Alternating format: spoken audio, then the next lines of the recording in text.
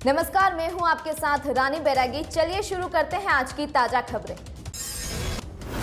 असल जिंदगी हो या राजनीति, जब रायता बिखर जाता है तो समेटना बड़ा मुश्किल होता है। इस बार उत्तर प्रदेश विधानसभा चुनाव को लेकर कुछ ऐसी ही परिस्थितियों से राज्य में सत्तारूढ़ दल भाजपा जूझ रही है। चुनाव सर पर है, नामांकन शुरू हो चुका है। वहीं एक एक करके अब तक 11 विधायक व मंत्री भाजपा छोड़कर जा चुके हैं। सोचिए भाजपा के शीर्ष नेतृत्व को कैसा लग रहा होगा।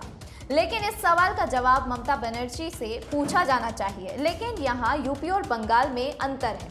वहाँ विधायक और मंत्री खरीदे जा रहे थे और यहाँ गुटबाजी और बड़े नेताओं के अहंकार के चलते विधायक व मंत्री पार्टी को अलविदा कह रहे हैं। शायद यह कहना गलत नहीं होगा कि 2022 के विधानसभा चुनाव में कमल का खिलना संभव नहीं होगा। उत्तर प्रदेश सरकार के एक मंत्री की माने तो इस समय न केवल सहयोगी दल बल्कि पार्टी के नाराज नेता ही बड़ी मुसीबत बन चुके हैं।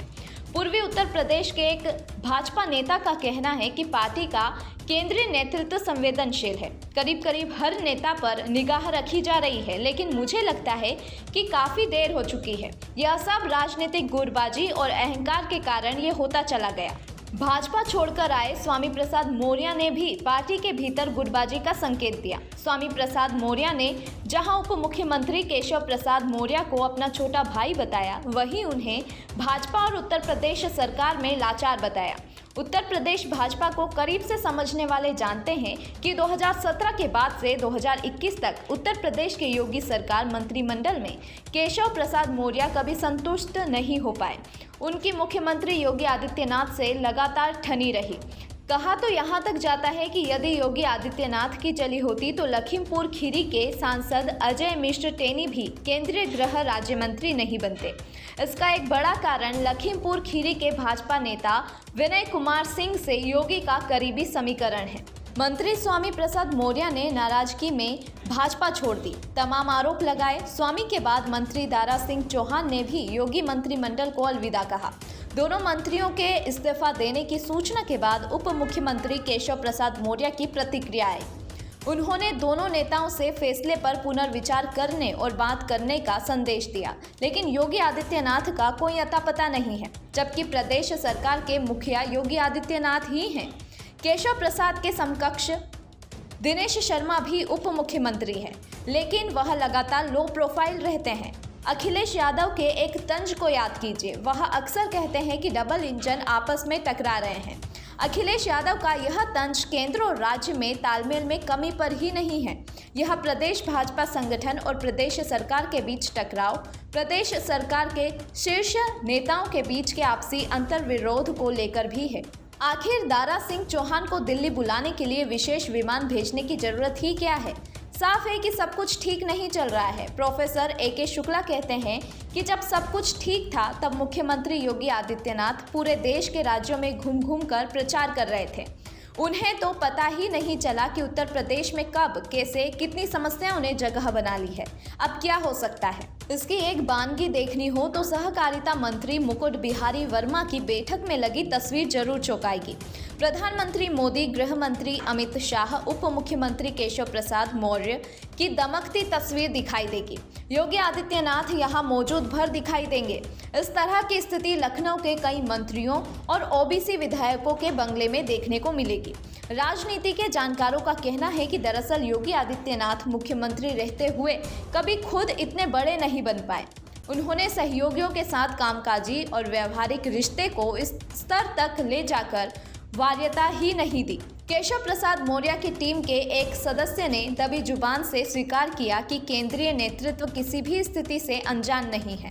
जून 2021 के बाद उत्तर प्रदेश में मुख्यमंत्री के चेहरे को लेकर बदलाव की एक हवा उठी थी, लेकिन दब गई। यह अनायास नहीं था।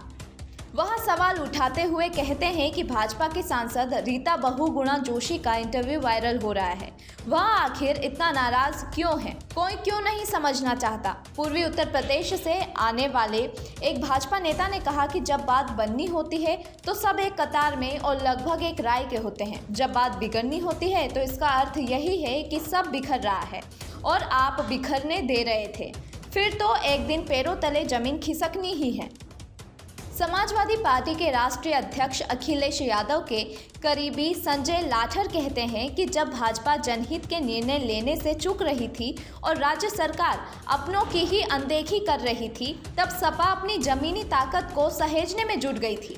लाठर कहते हैं कि लोगों को सब्ज बाग दिखाकर साथ लाया जा सकता है, लेकिन डिलीवरी न होने पर इसके दुष्परिणाम भी होते हैं। वह कहते हैं कि भाजपा के साथ जब उसके ही नेता इतने नाराज हैं तो जनता के बीच नाराजगी का अंदाजा लगाया जा सकता है। 2014 का लोकसभा जीतने के बाद भाजपा के तत्कालीन राष्ट्रीय अध्यक्ष अमित शाह ने विधानसभा चुनाव 2017 पर टिका दिया था।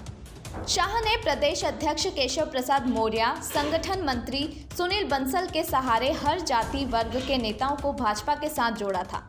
भाजपा को विधानसभा चुनाव में 3/4 का बहुमत मिला। सभी राजनीतिक दल हवा होते नजर आए। अमित शाह को राजनीति का चाणक्य और सुनील बंसल को सफलतम संगठन मंत्री में गिना जाने लगा। लेकिन इसके बाद अपना दल की अनुप्रिया पटेल नाराज हुई। सुहेलदेव भारतीय समाज पार्टी के ओम प्रकाश राजभर नाराज हुए, लेकिन भाजपा ने उन्हें अहमियत नहीं दी। बताते हैं इसके बाद से ही समाजवादी पार्टी ने सूक्ष्म सामाजिक प्रबंधन के कौशल को उधार देना शुरू कर दिया। वरिष्ठ पत्रकार श्याम नारायण पांडे कहते हैं कि मुख्यमंत्री योगी आदित्यनाथ का 80 बनाम 20 का बयान काफी कुछ कहता है।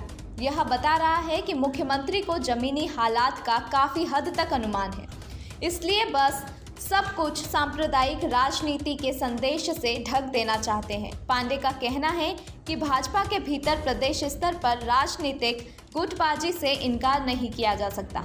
केशव प्रसाद मौर्य का नाम लेने पर मुख्यमंत्री के सचिवालय के अफसर भी मुंह बिचका लेते थे। संजय गांधी के जमाने से अमेठी और सुल्तानपुर की राजनीति में सक्रिय प्रदीप पाठक कहते हैं कि एक सरकार 5 साल काम करने के बाद यदि मंदिर मस्जिद हिंदू मुस्लिम पर चुनाव लड़ने की रणनीति बनाए तो इसे क्या कहेंगे? क्या जो लोग भाजपा और इनकी सरकार से नाराज होकर इस्तीफा दे रहे हैं सब मुस्लिम हैं? सब मस्जिद में नमाज अदा करने जाते हैं? साफ बात है कि चुनाव के लिए पार्टी के पास न तो स्पष्ट दिशा है और न ही उसके संगठन में एकजुटता। अब जो भी हो, चुनाव सिर पर है और 10 मार्च को नतीजे आने हैं। किसके सिर पर ताज सजेगा यह भी सिर्फ 2 महीनों की ही बात है। यह खबर आपको कैसी लगी? अपनी राय जरूर दें। इस खबर से संबंधित यदि कोई शिकायत है या सुझाव है तो जरूर बताएं। अगर आप YouTube पर हमारी खबरें देख रहे हैं तो खबरों को लाइक करना, शेयर करना व हमारे चैनल को सब्सक्राइब करना न भूलें। अगर किसी के साथ कोई भी घटना घट रही है जिससे आप परेशान हैं या पीड़ित हैं, आप तुरंत हमारे WhatsApp नंबर पर जानकारी दे सकते हैं। धन्यवाद।